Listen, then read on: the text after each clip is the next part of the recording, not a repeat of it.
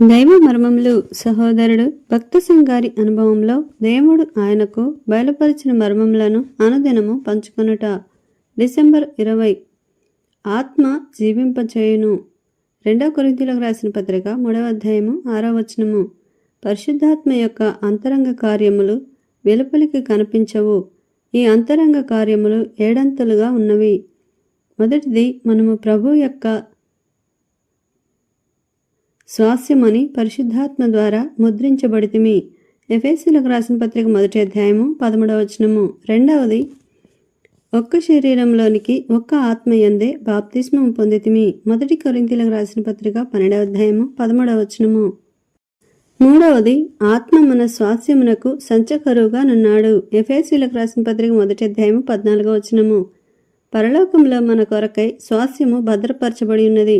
1 పేతురు రాసిన పత్రిక 1వ అధ్యాయము 4వ వచనము. దానిలో మనకు పాలు కలదు.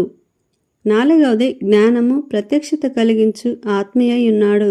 ఎఫెసీయులకు రాసిన పత్రిక 1వ అధ్యాయం 19వ వచనము. ఐదవది, బలపరచు ఆత్మీయ ఉన్నాడు. ఎఫెసీయులకు రాసిన పత్రిక 3వ అధ్యాయం 15వ వచనము. ఆరవది, పరిశుద్ధపరచు ఆత్మీయ ఉన్నాడు. 1 పేతురు రాసిన పత్రిక 1వ అధ్యాయము 2వ వచనము. ఏడవది, బోధించు ఆత్మ.